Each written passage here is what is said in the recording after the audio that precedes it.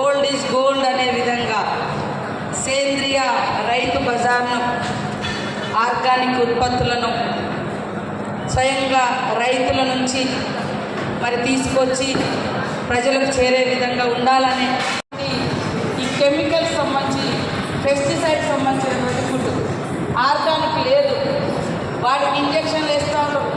ఈరోజు చూడండి, మనము ఇదే బాయిలర్ కోడి కూడా ఒక్కొక్కప్పుడు తిన్నప్పుడు చిన్నగా ఉండేది, ఒక టైం ఉండేది.